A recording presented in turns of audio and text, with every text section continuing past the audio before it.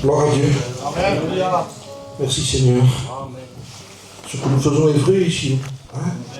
Tout ce qu'on fait ici, c'est vrai. Amen. Même si on n'est pas à la hauteur, mais on sait que c'est vrai. Amen. On vit pour quelque chose de vrai.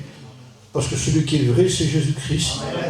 Et nous avons mis notre confiance en lui, nous avons mis notre appui c'est lui, notre fondement, la pierre angulaire, c'est Jésus. Donc nous savons en qui nous avons cru. Et je voudrais ce matin vous parler d'une question que le Seigneur a posée. Et je crois que c'est une question qui va avec les temps qu'on vit. De toute façon, ça va encore plus avec les temps qu'on vit, je dirais. Je lis avec vous. Voilà, je relate d'abord l'histoire. C'est lorsque, dans l'évangile de Jean, au chapitre 21, connaissons l'histoire où il y a eu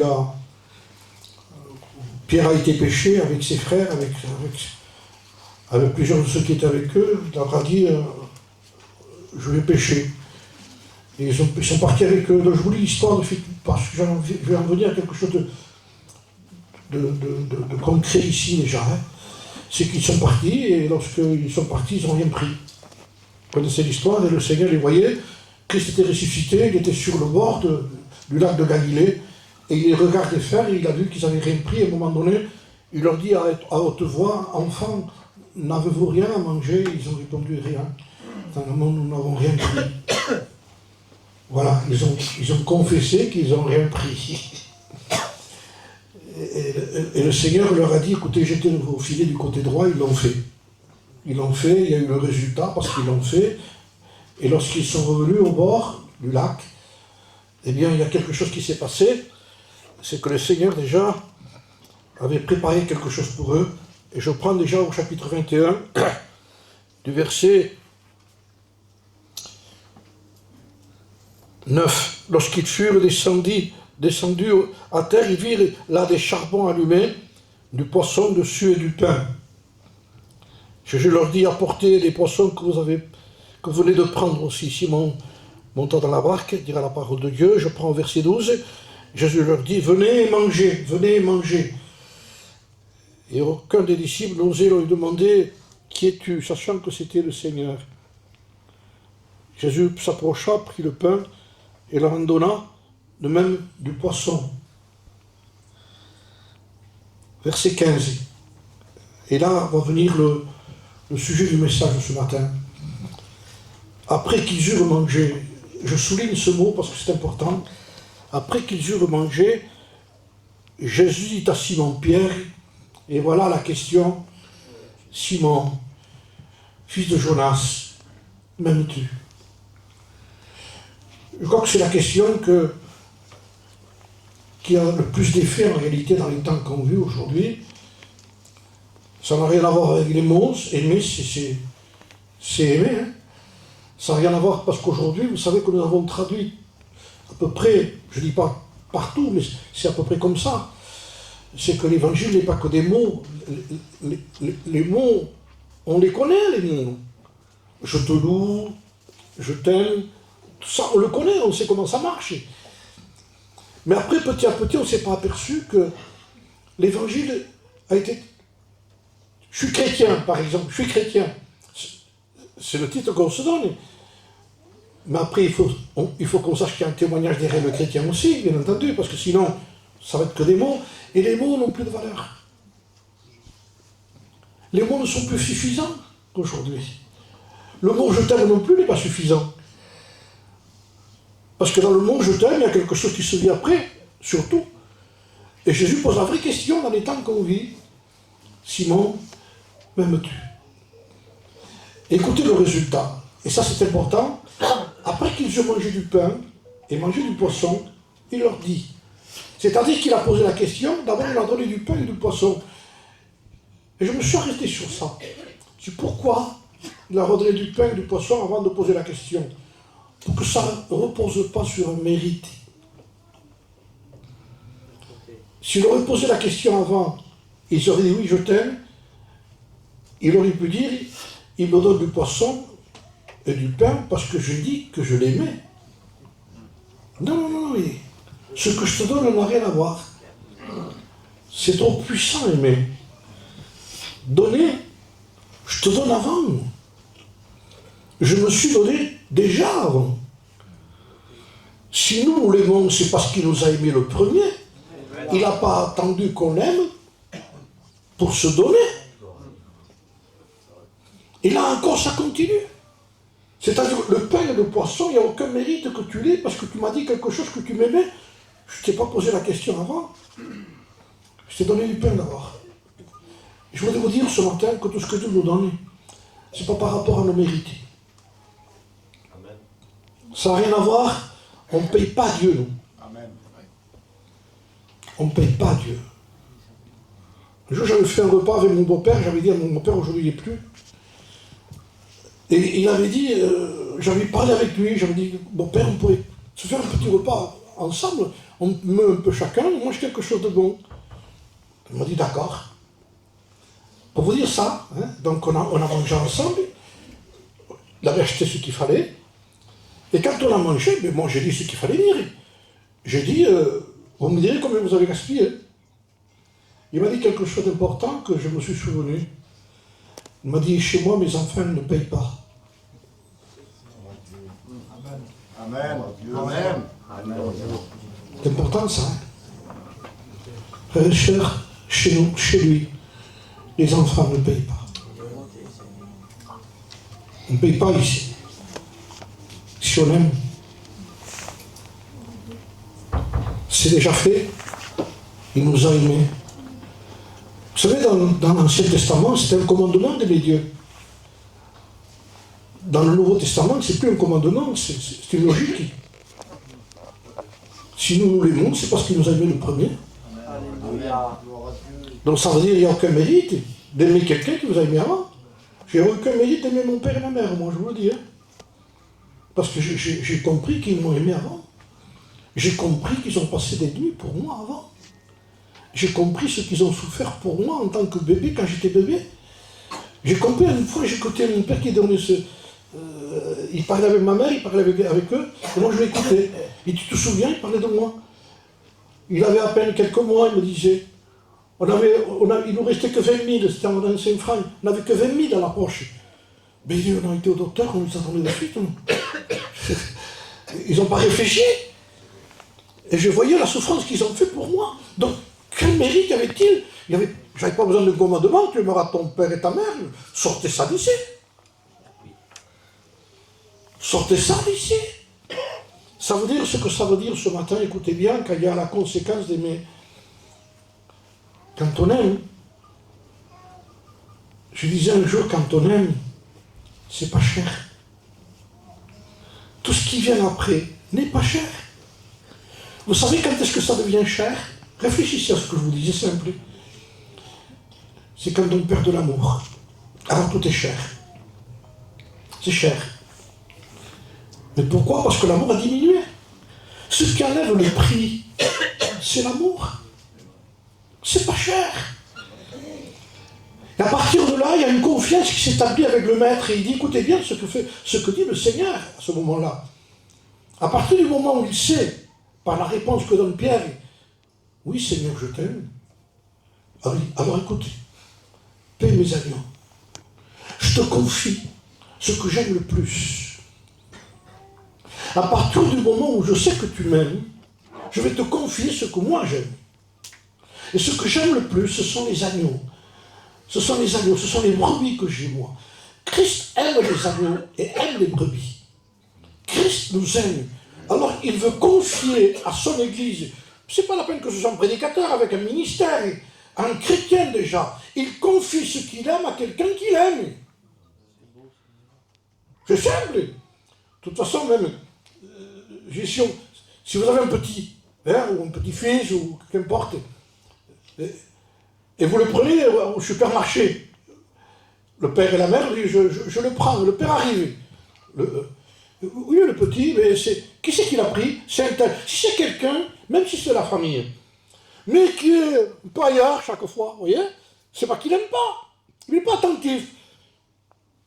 Tu l'as laissé partir avec lui. La peur. Où c'est qu'il a été? Au supermarché. Téléphone-lui.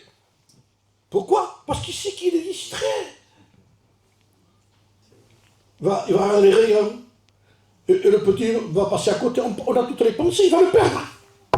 Maintenant, si on sait que celui qui l'a pris est plus fanatique que vous, qui c'est qui l'a pris? Oh, ça va.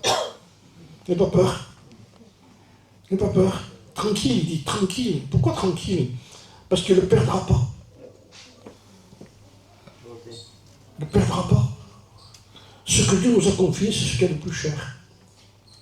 Tranquille. C'est comme si le ciel dirait tranquille. J'ai une église qui m'aime. J'ai des enfants de Dieu qui m'aiment. Alors je peux leur confier dans les âmes. Amen. Comment voulez-vous que Dieu nous confie de ce qu'il y a de plus précieux si on n'aime pas? C'est à partir de là que tout se fait. Et la question est précise dans les temps qu'on vit. Seigneur, donne-moi. Oui, mais t'es distrait. Je voudrais que tu sois plus fanatique. Ce qu'on aime, et vous allez le comprendre facilement, c'est ce qu'on aime qui nous fait souffrir. Ce qui nous fait souffrir, pourquoi nos enfants nous font souffrir? Parce qu'on les aime, même s'ils ne sont pas gentils. C'est ce qui nous font souffrir, parce que c'est l'amour qui nous pousse à souffrir. C'est-à-dire que quand on ne veut plus souffrir, c'est parce qu'on n'aime plus. Parce que l'amour est lié à la souffrance, frères et sœurs. Vous écoutez ce mot, l'amour est lié à souffrir. Vous souffrirez pour tout ce que vous aimez. Je l'ai dit. On peut aimer. Je vais loin dans les choses, mais c'est vrai, de toute façon. On peut aimer une caravane. On ne veut pas que ce soit sale. Tellement on ne veut pas que ce soit sale qu'on aurait peur de marcher dessus, presque après. On aime le matériel. C'est vrai, c'est pas un tort d'être propre, attention. Hein. Mais veut dire que aimer nous pousse à prendre garde de ce qu'on aime. Quelqu'un a une voiture neuve, il a à côté là, il vient de l'acheter. Il est en train de parler, je parle avec le frère, moi. Et je vois que des gens sont appuyés sur mon auto là, ils viennent de l'acheter. Ils sont appuyés. Je parle avec eux, mais je regarde comme ça, non. Parce qu'ils sont appuyés. Et je passe vers l'arrière. Ils vont à l'arrière. Alors en parlant, je dis, je viens, hein. Je vais vers là-bas, excusez-moi les frères, hein. Je lève l'auto pour partir. Je la garde plus loin. Parce que je me suis fait du souci pour ça. Mais pour vous dire, si c'est simple, que quand on aime quelque chose, on y fait attention. On peut, excusez-moi, moi j'ai vu à Perpignan, 2 chrétiennes. Elles ont un chien chacune. Quand je passe avec l'auto, qu'importe le temps qu'il fait, je les vois passer, couvertes comme ça, et ils promènent le chien. Je vois quand même.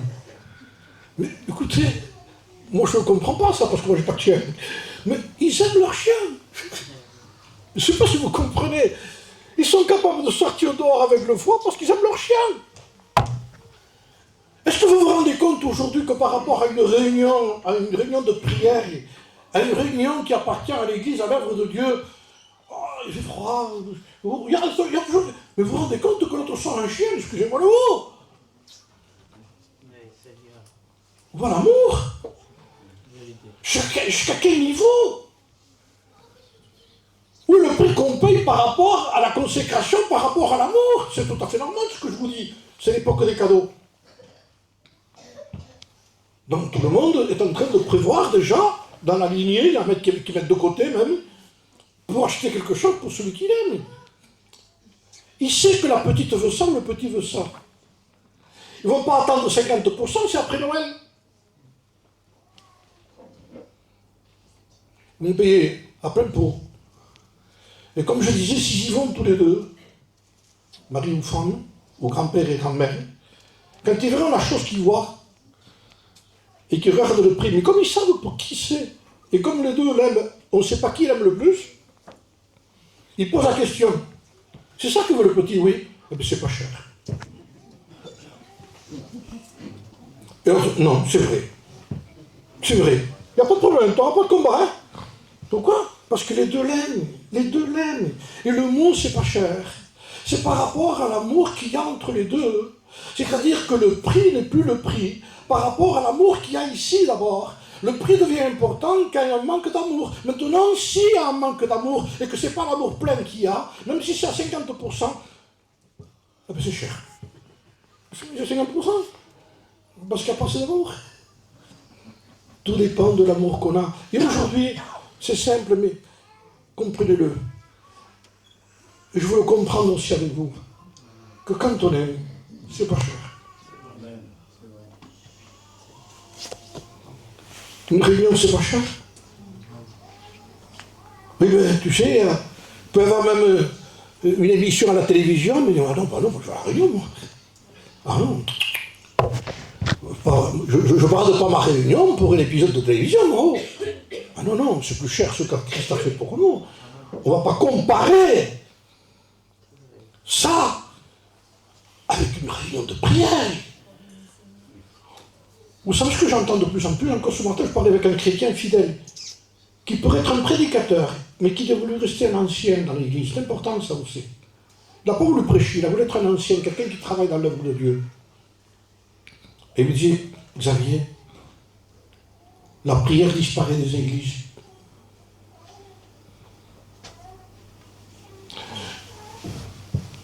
Je crois que parfois, l'autre fois, j'avais fait une mission il y a très longtemps dans un endroit, il y avait les horaires, réunion d'évangélisation tel jour, culte tel jour, et je cherchais réunion de prière.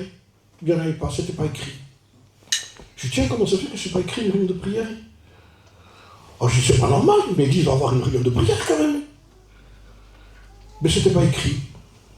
À un point, je me suis dit, bon, il a osé ne pas mettre. Parce que parfois on le met, mais les gens ne viennent pas quand même. Je suis pasteur. J'ai vu comment j'ai dirigé l'église. Et j'ai vu que ce qui disparaît le plus vite possible, c'est la prière. Après, il n'y a pas de problème. Réunion, tout ce que vous voulez, ça y est. Des programmes, il y en a. Oui ou non? Mais la prière, c'est dur. Alors ça veut dire que ce qui est cher, il faut de l'amour pour pouvoir le faire. Maintenant, le mot envie n'existe pas dans la Bible. Il faut qu'on le sache ça aussi. C'est pas écrit le mot envie. C'est pas écrit celui qui aura envie jusqu'à la fin sera sauvé. Mais celui qui persévérera jusqu'à la fin sera sauvé. Parce que si on devait se baser sur l'envie, je ne suis pas sauvé, moi. Parce que l'envie, c'est un sentiment humain, que vous le vouliez ou pas. La chair n'a pas envie. Si on consulte la chair, je n'ai pas envie. Mais il y a beaucoup plus que ça quand on aime. Je vous donne un exemple. Et je le comprends encore plus ce matin parce qu'il y a mon petit-fils, avec mon arrière-petit-fils, l'avant-enfant.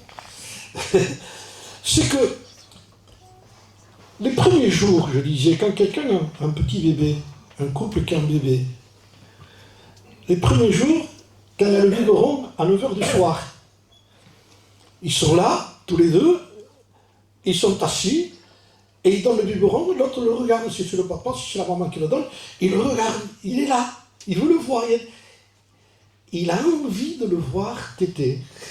C'est son fils. Prochain biberon, minuit. L'envie commence à disparaître. Mais c'est vrai ce que je vous dis.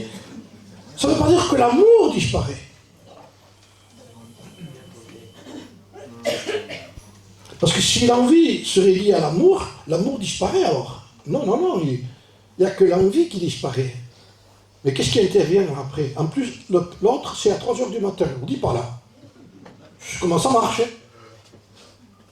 Toi. Alors, envie n'existe plus. Qu'est-ce qui intervient alors là? Persévérance. Pourquoi persévérance? Parce qu'il y a quelqu'un qui est ici, qui a pris une place, qui est la première place chez vous. Il ne veut rien savoir. Il a faim. Levez-vous. Je ne vous ai rien demandé. Levez-vous, servez-moi. Et là, même s'il n'y a pas envie, la persévérance commence. C'est pour ça qu'il est écrit, celui qui persévérera jusqu'à la fin sera sauvé. Parce que les premiers jours pour aller à la réunion, il n'y a pas de problème. On y va. Et puis d'un coup, ça pèse un peu plus. parce qu'intervient les problèmes et les difficultés. Ça intervient qu'il y a un problème chez nous. Ça fait souffrir la chair. Mais quand quelqu'un aime, il va au-delà de la souffrance. Parce qu'il faut qu'on sache que de toute façon, pour être un chrétien, le Seigneur a dit un jour pour Paul, je lui montrerai tout ce qu'il doit souffrir pour moi. C'était inclus dans l'appel de Paul, la souffrance. C'est inclus dans le fait que quelqu'un veut se marier. C'est inclus aussi dans la souffrance de l'incompréhension des caractères. C'est inclus. Et c'est encore plus inclus quand un fils naît, quand quelqu'un vous aimez quelqu'un. Eh bien, quand on devient chrétien, frères et sœurs, il faut que nous sachions que c'est la même chose. C'est inclus. On a trop promis aux gens, dans certaines façons d'évangéliser les gens, donnez votre cœur à Dieu, vous allez voir que... Qu'est-ce qu'on va voir, frère? Qu'est-ce qu'on va voir? On a les mêmes problèmes que les autres. Ah oui, oui, oui. Les mêmes soucis que les autres. On a les mêmes tracas que les autres. Quand l'huissier vient, c'est le même huissier que les autres. C'est tout pareil. Quand vient la maladie et qu'on fait les bilans de sang, tout ce qu'il y a, on parlait avec des frères, c'est les mêmes problèmes que les autres. On n'est pas exclu en disant que tu es immunisé par rapport à ton baptême d'eau à l'intérieur. Quand tu ressors, tu verras. Non, non, non, tu as les pieds sur terre et le cœur dans le ciel. Mais les pieds sur la terre, frère, qui consiste, frères et sœurs, je le rappelle ce matin, je lui montrerai tout ce qu'il doit souffrir pour moi. Et Paul, ayant ce message, va le transmettre à Timothée. Timothée, souffre avec moi. Voilà. Et si ça continue par rapport à l'Église, l'Église va continuer. Et le message continue. Souffrez. Vous êtes des souffrants ici, mais pas chez nous. Donc c'est normal qu'il y ait souffrance. C'est le message de ce matin. C'est pas trop encourageant, mais c'est la réalité. Vous avez un problème, mettez-vous la main sur les yeux. Vous ne le verrez pas. Vous allez prendre un platane. Pas la solution, ça. C'est de sortir la main et de voir la réalité que c'est vrai qu'il y a des problèmes. Mais c'est vrai que nous avons un Dieu qui est au-dessus des problèmes. Et de toute façon, ce que nous faisons, ne le faisons pas pour un résultat. Nous le faisons pour quelqu'un que nous aimons.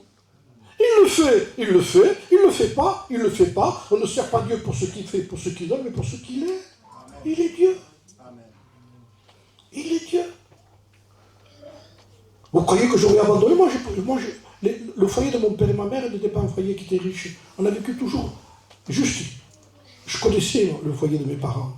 Mais vous croyez que j'aurais échangé mes parents avec d'autres qui auraient des voitures, je ne sais pas moi, qui font 6 mètres de long, avec des comptes en banque, de garder votre compte en banque? Ça va pas, non?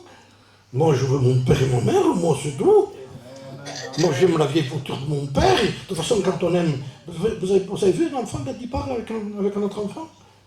Quand c'est leur père? Écoutez-les, c'est instructif. Par l'autorité. Mon père, je suis plus fort. Il fait ça et tout. Le père, bon, il n'a pas les muscles non plus, hein. Mais il veut rien savoir, lui. Ne touchez pas à ça. C'est le plus fort. Et la voiture de son père, la voiture de mon père. L'autre, même si c'est la voiture neuve, l'autre, son père de voiture vieille. Mais la voiture de mon père. Vous me dites. Bah, pas loin, vous savez. Mais ne lui touchez pas à ça. Pourquoi? C'est à son père. C'est à notre père. Amen. Le don de Dieu, c'est notre Père qui nous l'a donné. Alléluia. Ne me touchez pas à ça. Alléluia. On ne vend pas ça pour quelque chose de rien. Je te propose ça, j'en veux pas de ça. Christ est mort à cause du monde. Vous savez ce que disait l'homme de Dieu? Comment pouvons-nous aimer le monde qui a crucifié Jésus-Christ? Il y en a qui aiment le monde encore. Ils ont crucifié notre Sauveur. On ne peut pas aimer quelqu'un qui a fait du mal à notre Sauveur. Il y a des familles qui se haïssent de génération en génération parce que quelqu'un a tué quelqu'un chez eux. Même s'ils en est pas. Même si c'est leur arrière-grand-père. Les petits naissent avec cette haine. T'as fait du mal à un membre de ma famille, moi je n'y vais pas, moi je ne parle pas avec lui. C'est leur droit, c'est des païens. Parce qu'il dit non, ça touche un membre de ma famille. Ils ont touché un membre de ma famille. Ils ne l'ont pas connu. Mais ça les touche à eux. Ils ont touché le membre de notre famille. Fini. C'est fini. Tu ne touches pas celui que j'aime. On peut devenir très fort, même si on est un faible, quand on aime. Je me posais la question un jour comment il a fait, David. Quand il dit à Saül, il va avoir à peine 17 ans quand il gardait les brebis de son père, et qu'il doit aller au combat. Il dit, tu ne peux pas aller combattre ici. Mais attends, on va t'expliquer un peu. Moi, je suis le gardien des brebis de mon père. Il dit, mais quand un ours venait, un lion venait, après une brebis, il dit, je courais derrière le lion, et j'arrachais de la gueule du lion, je terrassais le lion, je terrassais l'ours. Je me suis posé la question, moi. Je dis, comment il a fait, lui? Avec quoi? Comment il fait pour terrasser un ours? Ou un lion arraché? Quand il voyait que le lion happait la brebis, s'il voyait que la patte faisait ça, il allait la chercher, il la sortait de la bouche du lion. Quel courage! Non, quel amour! Alors je me suis dit, tu sais pourquoi il avait tellement de force, David? Parce qu'il aimait les brebis de son père. Et ça a permis que David fasse des exploits, parce qu'avec l'Éternel, nous ferons des exploits. Nous ne ferons aucun exploit pour changer d'auto. Hein. Il n'est pas là, lui. Pour avoir du matériel meilleur, débrouillez-vous, faites ce que vous voulez. Moi, je ne rentre pas là-dedans, moi. Moi, je rentre dans ce qui concerne l'œuvre de Dieu qui va partir dans le ciel. Tout ça, on va le laisser chez nous. Vous pouvez avoir ce que vous voudrez. On peut avoir tout ce qu'on veut. Il faut que vous sachiez que la maison qui s'appelle un tel nom, dans quelques années, ça sera Monsieur Dupont. C'est plus à vous. Vous savez que Monsieur un tel, moi je m'appelle Baptiste. Monsieur Baptiste, il est plus là, lui. Comment il peut? Non, il y a un moment qu'il est mort, lui. À qui c'est? Alors à Monsieur Durand. Donc c'était pas à nous. Tout ce qui était ici va changer de nom. Votre voiture va changer de nom. Votre caravane va changer de nom. Tout ce qu'on a va changer de nom. Nos meubles, on va les jeter à la poubelle. Est-ce que vous comprenez tout ça? Qu'il n'y a rien qui rentre dans le ciel de ce que nous appartenons. Qu'est-ce qui va rentrer dans le ciel? Aimer. Attachons-nous à ce qui est le principal. Mais en attendant, sur la terre, il faut qu'on comprenne que ça va être contré. Avec quoi? Tout simplement avec le fait que celui qui veut être pur avec Christ sera persécuté. Qu'on n'est pas chez nous. Frères et sœurs, on n'est pas chez nous. La souffrance est quelque chose qui est lié à l'appel que nous avons reçu à la conversion. C'est lié. Tu vas souffrir. Tu vas souffrir. Pourquoi? Parce que tu n'es pas chez toi. Tu vas te rendre compte que tout ce que tu aimais, tu devras le haïr. Quoi? Ah oui? Pourquoi? Parce que mon royaume n'est pas de ce monde. Il dit, si mon royaume était de ce monde, mes serviteurs se seraient battus pour moi. Mais mes serviteurs ne se battent pas pour moi, pour ça, parce que mon royaume n'est pas ici-bas. Il dit, bats-toi pour ça. Mais non, il dit, touche pas à ça. Bats-toi pour l'œuvre de Dieu. Bats-toi pour le combat spirituel. Combat le bon combat de la foi. Combat pour la communion. Veille sur toi-même. Veille sur ta fidélité. À ta communion personnelle, veille sur ça, veille sur ça. Veille sur ça. Tes rendez-vous avec Dieu que tu as perdus peut-être, retrouve-les.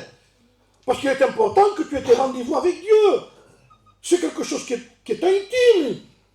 Vous savez qu'il y a la prière en public et il y a la prière personnelle. Il dit, si quelqu'un prie, il dit, dans les synagogues, mais vous, il dit, il prie. Mais toi, c'est pas vous, mais toi, quand tu pries, toi, donc il parle à la personne personnellement. C'est pas un message pour tous, c'est un message pour un. Donc il faudrait faire, en un mot, 60 ou 80 messages pour la même personne. Donc on le fait ensemble, mais ça me concerne personnellement. C'est comme si tu étais tout seul dans la réunion. Tu as un petit morceau de pain comme ça pour toi ce matin. Pour moi. C'est pour moi. Je fais pas ça, moi. C'est moi. Toi, quand tu pries, dis, entre dans ta chambre. Ça veut dire être dans l'intimité avec Dieu. Moi, j'ai des choses à te dire à toi. Même si je le dis à tout le monde, mais c'est personnel. Que t'importe l'autre, toi, suis-moi.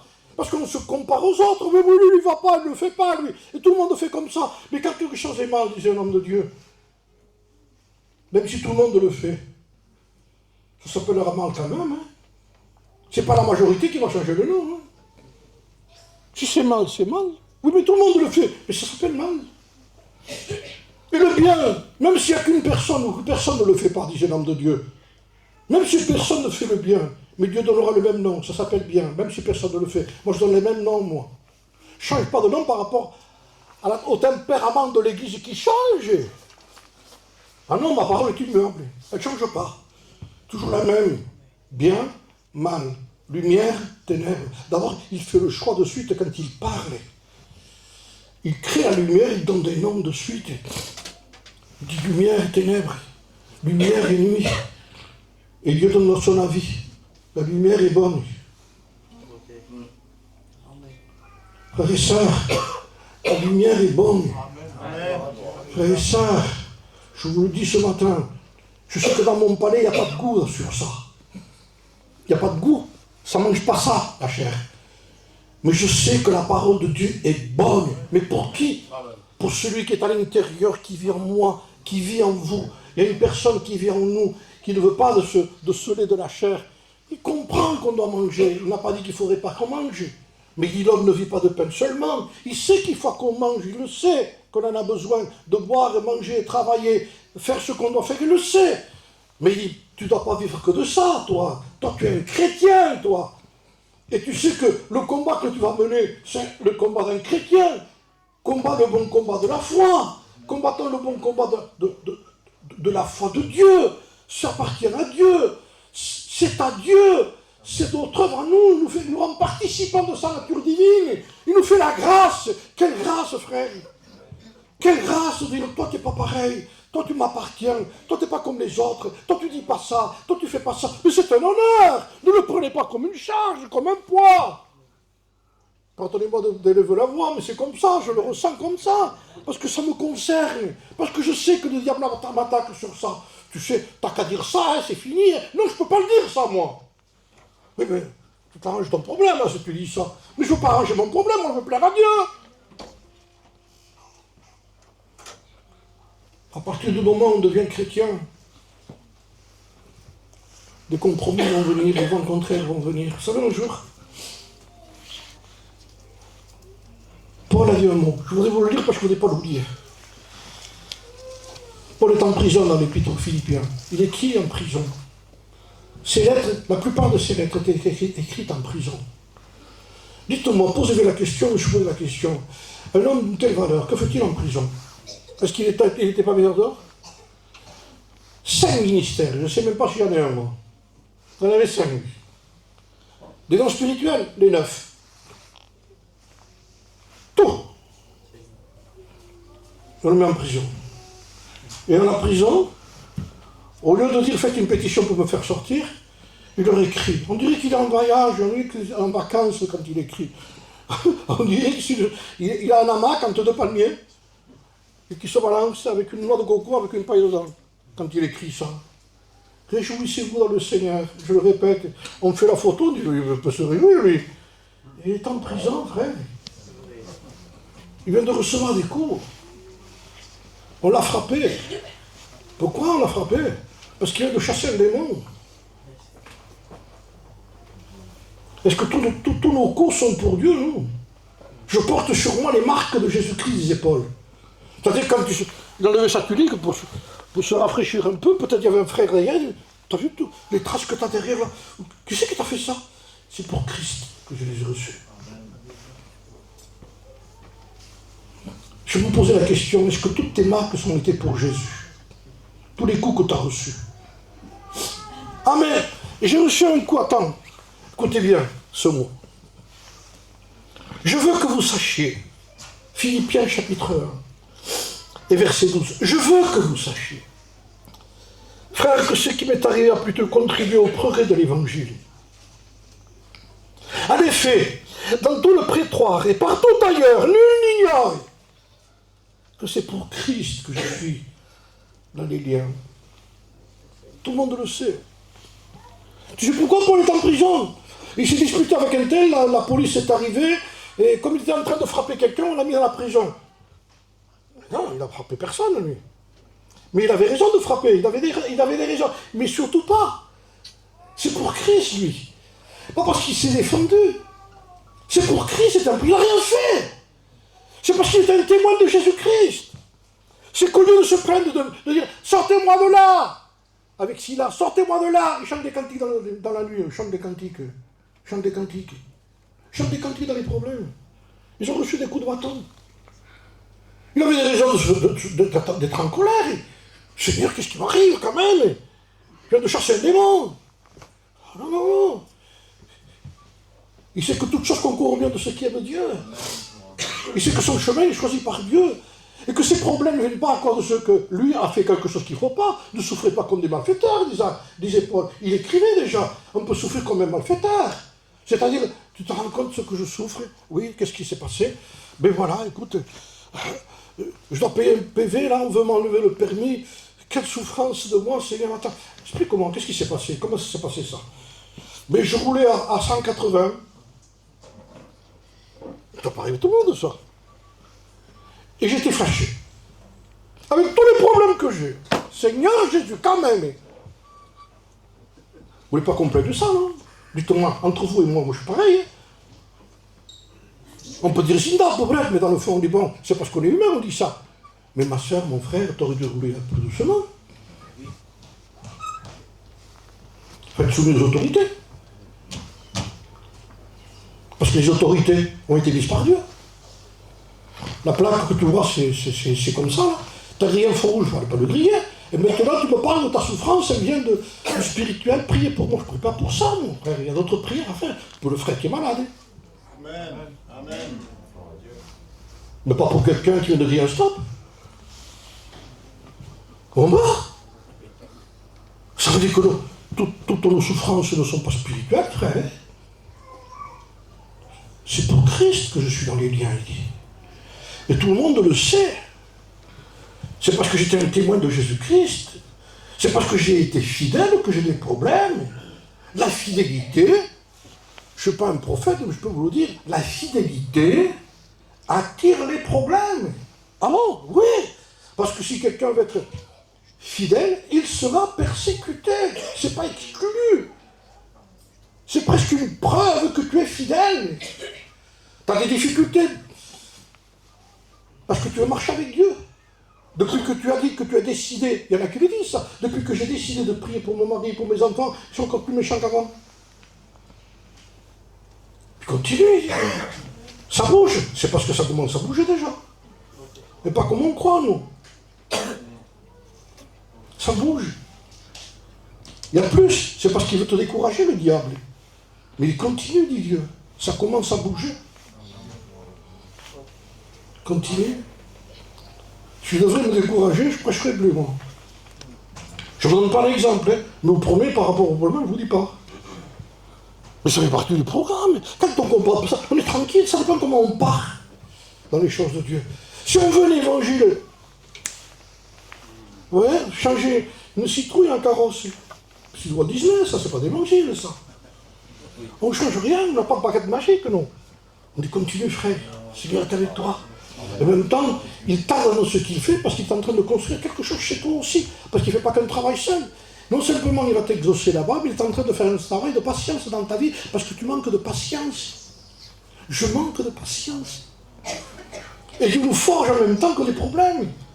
Il dit, il y a deux travails qui se font là-bas et ici. Et parfois plus ici que là-bas. Parce qu'il sait que c'est nous. C'était inclus, c'était comme ça. Et il ignorait. Il voulait que nous sachions que c'était pour Christ qu'il était dans les liens. Et qu'il était capable de chanter des cantiques en disant aux gens, en écrivant, « Réjouissez-vous dans le Seigneur ». Il écrivait. Je le répète.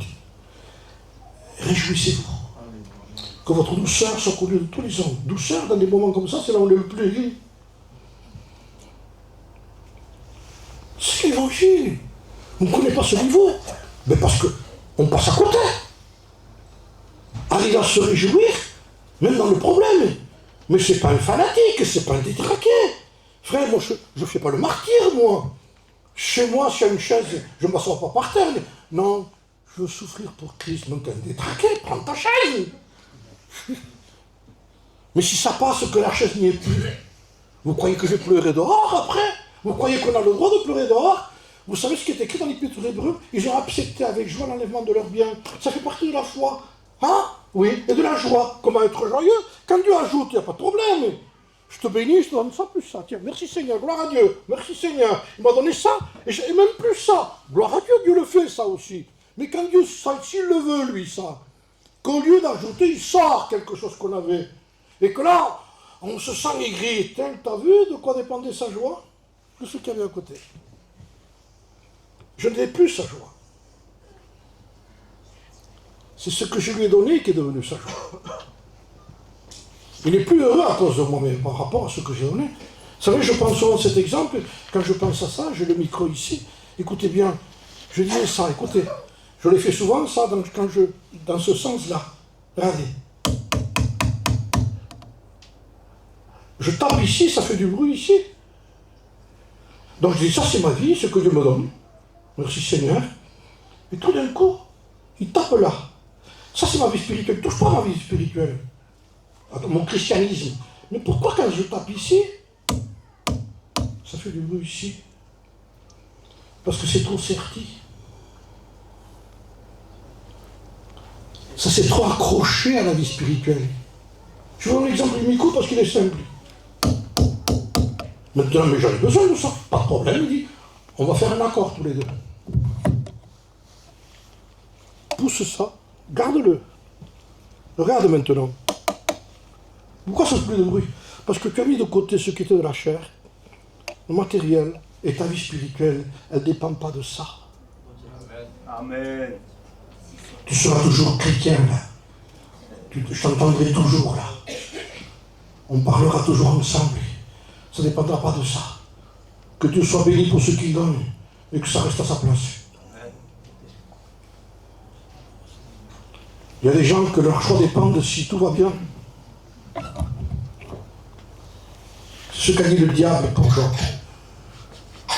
Nous, on ne sait pas ce qui se passait. Job ne savait pas ce qui se passait en nous. Job n'avait qu'un problème en bas, lui. On voit le privilège qu'on a en ayant des Bibles. C'est que je lis l'histoire de Job. Mais Job a un problème, tout d'un coup il arrête, tout marche comme il faut, il est tranquille, tout d'un coup, pas de problème. Problème, pas n'importe quel problème.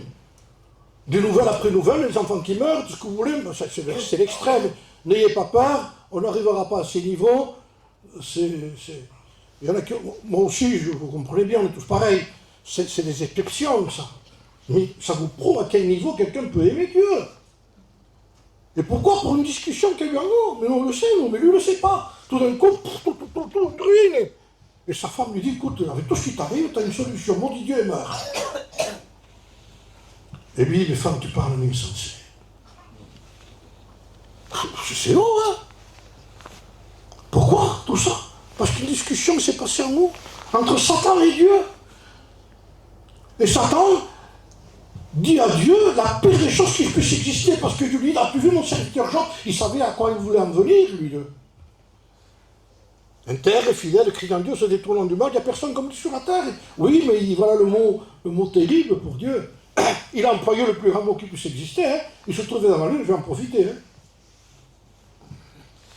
Est-ce d'une manière désintéressée que je te crains? Ça veut dire quoi, ça? Parce que tu payes. Il ne t'aime pas. Il aime ce que tu donnes, mais il n'aime pas qui tu es. Alors Dieu est obligé, parce que Dieu est amour. Parce que tout ce qui se passe chez nous, c'est de l'amour. On rend à Dieu de l'amour parce qu'il nous aime. On ne rend pas des actes comme ça. Même Dieu. Écoute, voilà. Vas-y. Je te le laisse. Avec des limites, bien sûr. Mais je te le laisse. Alors, je veux te prouver que Job m'aime à moi et non pas ce que je donne. Il n'aime pas plus mes chameaux que moi. Frère, On doit aimer plus Dieu que nos chameaux, excusez-moi le mot, que nos chevaux, nos chameaux, nos chevaux. Combien de chevaux, combien de chameaux, pareil. Matériel, compte en banque, plaisir, vacances, partir là-bas, sur les îles. Frères, restons chez nous. Il est temps de nous enfermer. Il est temps de chercher Dieu. Il est temps d'ouvrir notre porte. Il est temps de ramener la prière chez nous, dans notre propre vie d'abord. Il est temps d'ouvrir notre porte, de rentrer. Il y a eu de la désolation quand il y a eu le Covid. Qui n'a pas eu le problème du Covid? Tant d'années comme ça, je disais, privés de tout, nos églises fermées, le chapiteau plié, le grand chapiteau pendant des années, des mois et des mois comme ça. C'était terrible. Les gens qui voulaient partir avaient leurs caravanes en été pour aller évangéliser. Une merveille tout ça. Fermé, tout fermé, tout fermé, tout fermé. Alors on était là. On a dû prendre des réseaux pour prier avec des réseaux. Hein, on a utilisé les moyens qu'on avait. Moi j'ai eu beaucoup de contacts avec des prédicateurs comme ça. On était désolés. Pourquoi? Parce que on ne savait pas vivre sans ça. Alors moi, après j'en ai vu une chose au bout de tant d'années, comme si Dieu disait, mais moi mes fils, je n'ai jamais fermé. Le chapiteau était plié, les églises étaient fermées, moi j'avais jamais fermé. Amen. Je te l'avais dit où je t'attendais, moi. Dans ta chambre, tu n'avais pas besoin de masque pour y aller. C'est là que je t'attendais. Mais comme on n'a pas cet endroit, et qu'on n'a que tout ce qui concerne autour, quand c'est touché ici, c'est touché ici. Et quand quelqu'un n'a plus ça, il dit, mais tu te rends compte quel découragement, attends, même la santé, frères et sœurs, même la santé, il se peut qu'on puisse passer par un problème de santé, mais réfléchissons avant de nous révolter. C'est vrai que c'est difficile, je vous parle de quelque chose que je sais aussi, c'est dur la maladie. Mais attendez, il dit, quand c'est notre Père qui tient tout entre ses mains, il dit, je suis avec toi ici, il dit. Je te soutiendrai dans ton lit de douleur. Il peut guérir, mais il peut aussi nous soutenir dans notre lit de douleur. Pourquoi? Parce qu'il a quelque chose à nous dire. C'est un désert pour nous. Alors je la prendrai par la main, je la tirerai au désert, et là je parlerai à son cœur. Le désert, c'est où je suis. Ben, il dit, je suis là, moi. C'est un précieux Dieu pour lui seul. Frères et sœurs, ça peut disparaître. 2026, peut-être il y a beaucoup de choses qui vont se fermer à nouveau, frères et sœurs. Ne vous attendez pas à des meilleures choses. Il va y avoir des choses pires que le Covid. Une troisième guerre mondiale, peut-être chez nous, vous le savez tout ça. Ça va inclure beaucoup de problèmes et de difficultés. Je ne sais pas ce qui va arriver. Je ne suis pas un prophète de malheur, mais je vois des choses qui arrivent. Si nous n'apprenons pas à avoir une vie personnelle, où personne ne vous touchera, construisons-nous, retournons vers Dieu. Même dans la souffrance que la chair ne veut pas. Je sais de quoi je vous parle. Je vous l'ai dit encore hier, je n'aime pas prier. Je n'aime pas lire, mais j'ai besoin de prier, j'ai besoin de lire. Ce n'est pas une envie, c'est une nécessité. Le corps n'en veut pas, frère. Je sais de quoi je vous parle, moi. Quand je lis là, je n'y trouve qu'un goût, moi. La chair, il dit, tu te régales avec ça, toi? Non, on ne me régale pas. Je te comprends, parce que je vis dans un corps. Mais l'esprit, il dit oui. Amen. Moi, je trouve du goût. Et moi, je ne peux pas. Tais-toi. Nous avons l'autorité de dire à la chair, tu te tais maintenant. Hein? Parce que quand nous mangeons, vous avez remarqué, quand on mange, vous n'entendez pas l'esprit, il ne mange pas. Lève-toi, va-t'en d'ici. Il dit rien, il comprend que nous mangeons, il en a besoin. Il nous ne dérange pas, quelle noblesse. Quelle noblesse, le Dieu. Il aurait pu tout arrêter de manger, tu t'en vas d'ici. Il aurait pu le dire, c'est le patron. Il dit non, laisse-le manger. C'est normal qu'il mange. Mais après, on n'a pas fait l'expérience de ça. Il nous laisse manger tranquille. Mais quand il dit maintenant, l'esprit dit, tu ne pourrais pas me donner quelques mets à moi? Et comment? Mais ouvre ta Bible. Il dit, donne-moi quelques assiettes qu'il y a ici. Donne-moi quelques manger qu'il y a ici. Donne-moi quelques psaumes. Donne-moi quelques épîtres. J'aime ça ici. L'esprit aime ça. Et vous savez qui est la chair? Ah, attends, hein. Vous l'entendez pas parler? Je n'ai pas le temps. Pas le temps. On le fera après. Après, plus tard, c'est trop tard. On ne le fait pas. On se rend compte qu'on arrive le soir, mais je n'ai pas prié. Tiens, vous vous rendez compte? On n'a pas prié toute la journée. Pas un moment, rien du tout. On a pensé à Dieu de temps en temps comme ça. Hop, comme un oiseau qui passe, c'est tout. Mais où sont nos pensées? Où est notre vie? Alors il dit non, j'ai sommeil. La chair. Paul était au-dessus de tout. Je ne peux pas me réjouir, j'ai reçu des coups. Il dit, bon, je peux chanter des cantiques quand je reçois des coups. Comment tu fais, Paul? Je suis rentré dans un domaine que vous pouvez rentrer vous aussi. Peut-être vous n'aurez pas les 5 ministères, les dons spirituels, mais vous pouvez aimer Dieu. Parce que la couronne de justice, a dit Paul, qu'il me donnera à moi. Il dit, j'ai combattu de mon combat, j'ai sauvé la course, j'ai gagné la foi. Désormais, la couronne de justice m'est réservée. Mais il ne parle pas que de lui, après il pense à nous. Non seulement à moi, il dit. Non pas seulement à moi, mais à tous ceux qui ont souffert comme moi, ou tous ceux qui ont les dons spirituels comme moi, il ne dit pas ça à lui, mais à tous ceux qui ont aimé Dieu, qui ont aimé son événement. Il dit, tu peux l'aimer, même si tu n'as pas tout ce que j'ai. On n'est pas obligé d'aimer Dieu avec les 5 ministères, on ne les a pas, je ne les ai pas moi. Alors j'ai plus Dieu alors. Mais on peut aimer Dieu avec ce qu'on a. On peut aimer Dieu avec quelques pains et quelques boissons. J'ai que ça. Dis donc-moi le. On va faire du travail ensemble. Donne-moi-le. Donne-moi ce que tu as. Je veux que ce soit la paix de ce matin. Tu sens que tu n'as pas grand-chose. Donne-moi-le. Ne le gaspille pas. Ne te sers pas d'abord. Sers-moi d'abord. Donne-moi-le. Tu vas voir ce que je vais faire avec. Est-ce que ce matin nous allons répondre à l'appel du Seigneur? Amen. Il me reste très peu, Seigneur, j'ai gaspillé beaucoup.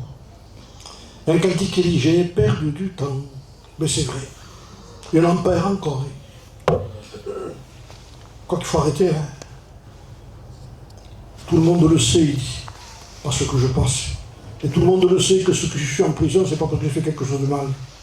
Tout le monde le sait que si j'ai des problèmes chez moi, même si les gens t'ont vu, avec tous les problèmes qu'il a, c'est qu'il doit faire des choses qu'il ne faut pas. Regardez ce qu'on peut penser.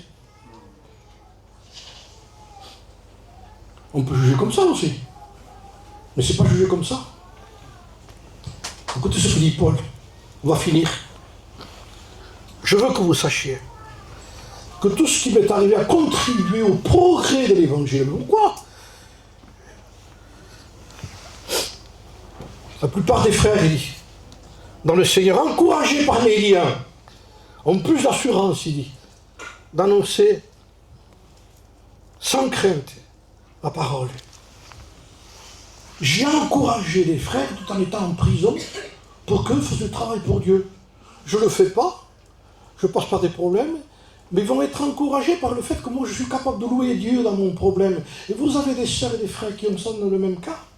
Quand vous avez des frères fidèles qui passent par des problèmes d'argent, vous le savez, l'Église le sait quand il y a des frères fidèles qui passent par des problèmes.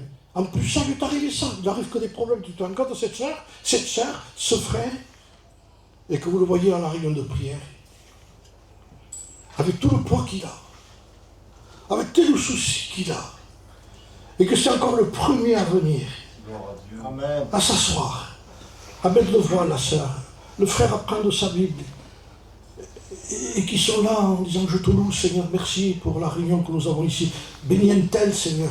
Et la plupart des frères, et là commence le texte de Paul, encouragés par mes liens, et je vous promets que c'est encourageant d'entendre une sœur fidèle dans ses problèmes quand il dit Seigneur, je te remercie de me bénir, je te remercie pour l'église que tu m'as donnée, merci pour les pasteurs que tu m'as confiés, que tu m'as confiés, merci pour mes frères et sœurs qui sont autour. Et la sœur connaît, le frère connaît tous ces problèmes. Quel encouragement pour l'église. Je vous promets que j'ai fait l'expérience en tant que pasteur. J'ai connu des sœurs. C'était les plus pauvres de Béziers. Je vous le dis. Quand je les ai rencontrés, je suis ému quand je parle, c'est quand je prends ça. C'était les plus pauvres de Béziers, j'étais chez eux. Ils n'avaient rien. Il y avait 2-3 chrétiens ici. Je savais qu'ils aimaient Dieu. Je suis resté la plupart du temps avec eux. J'ai commencé l'œuvre avec eux. Quand je les ai connus, j'ai dit, ça y est, l'œuvre de Dieu a commencé à Béziers. Ils aimaient Jésus. Je me suis attaché à eux. Si vous savez l'encouragement qu'ils m'ont donné, de voir des gens si pauvres, vous ne pouvez pas faire Noël. Faisez Noël à leur façon. Je ne sais pas si vous serez assis à la table d'eux. Un jour, j'ai fait Noël avec eux. Je ne le regretterai jamais de ma vie. J'étais assis avec eux, je me réjouissais de voir des frères fidèles, de manger avec eux. Tu me fais la grâce de connaître des gens comme ça. De voir des hommes fidèles, des femmes fidèles, des sœurs qui priaient. Et j'ai les noms ici déjà. Je m'en souviens toujours de leurs noms. Et quand ils prient, ils touchaient le ciel. Ils n'étaient pas connus dans l'église comme des gens. Mais quand ils priaient, ils étaient connus de Dieu. Ils s'adressaient à Dieu. Vous sentez l'onction qui descendait. Quand elle prophétisait, ma soeur, on disait, il n'y a pas de problème, ça vient de Dieu. On ne doutait pas sur ça. Il y avait tellement de fidélité, de renoncement, ils ne cherchaient rien. Si vous leur parlez d'une marque de parfum, ils vous ont dit, qui c'est ça? Vous ne connaissez pas? Je ne connais pas ça. Non. Mais je connais la Bible. Je connais les richesses de Dieu. Je ne connais pas les marques. On connaît tout aujourd'hui, même avec le nez. C'était parfum, ça c'est bien, les sœurs, c'est pas un problème. Mais est-ce qu'on sent les choses de Dieu, on les sent à nouveau, les choses de Dieu? Est-ce qu'on n'a pas perdu l'odorat sur les choses de Dieu? Frères et sœurs, tout le monde le sait ici. Et encouragé par mes liens, beaucoup de frères et de sœurs ont eu du courage pour continuer à être des témoins fidèles. Est-ce que vous savez que votre problème peut encourager beaucoup de gens chez vous? Merci à Dieu. Ça peut encourager beaucoup. Donc on dit, mais je ne sers à rien, tu te trompes.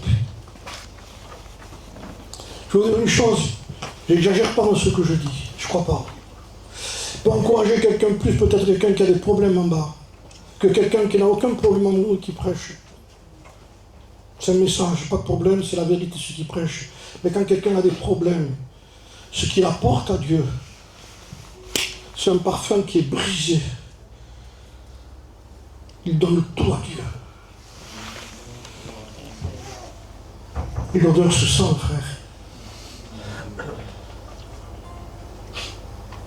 On aurait pu vendre ça beaucoup plus cher, de donner aux pauvres. C'est un voleur qui disait ça.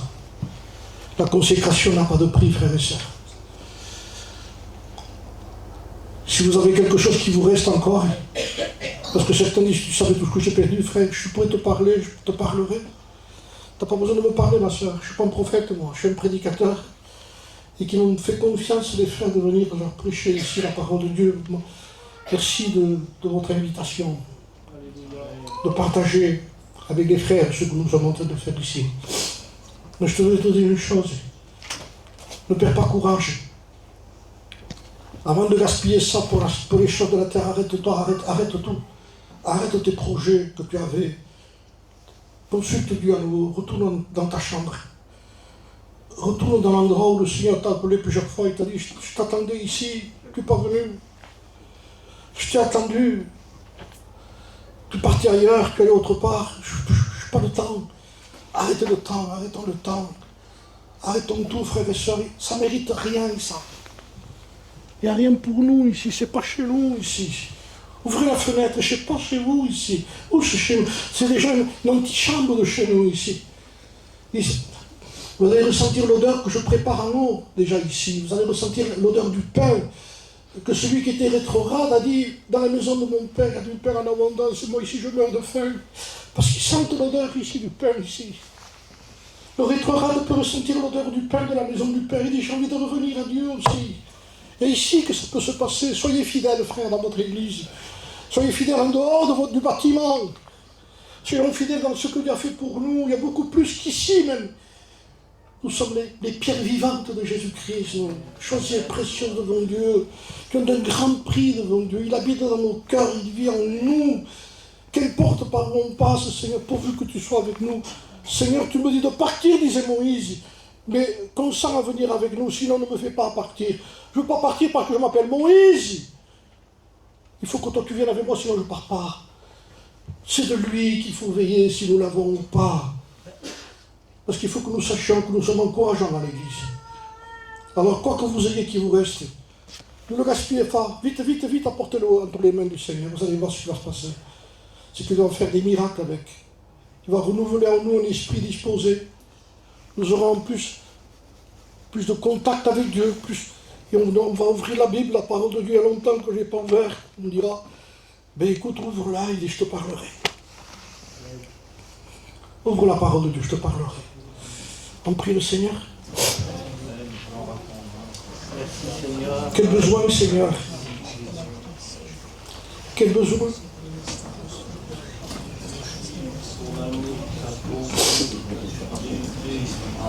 On est partout, sauf là où il faut, Seigneur. Tu vois que ce mois qui est en train de vivre aujourd'hui est un mois compliqué pour l'Église. Elle prend encore moins de temps. On ne peut même se permettre de faire des missions entre temps de Noël. Parce qu'on dit les gens ne seront pas là, ils sont en train de faire les courses. Ils courent. Où? Autre part que vers moi. Alors je suis obligé parfois de leur envoyer un problème pour qu'ils puissent venir à moi, pour leur montrer que leur course ne sert à rien. Que quand il y a un problème, il faut qu'ils prient. Le frère qui était là dans l'hôpital, de quoi il avait besoin? C'est que l'Église prie. C'est pas les guirlandes. C'est pas les sapins de Noël, Seigneur. Ça ne peut rien faire tout ça. Nous avons besoin du principal. Et le principal, c'est toi, Jésus.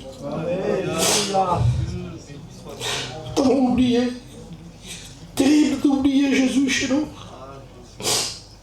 Terrible, Seigneur, de fermer une église, de finir une réunion et de repartir comme avant. Redonne-nous à vivre, nous voulons vivre l'évangile. Seigneur, que s'il y a eu une bénédiction quelconque que tu as apportée, hier et aujourd'hui, nous voulons réaliser que la réunion commence après la réunion. Que la vraie réunion commence après la réunion. Alléluia. Merci pour ton église ici, Seigneur, et tes serviteurs. Amen. La gloire.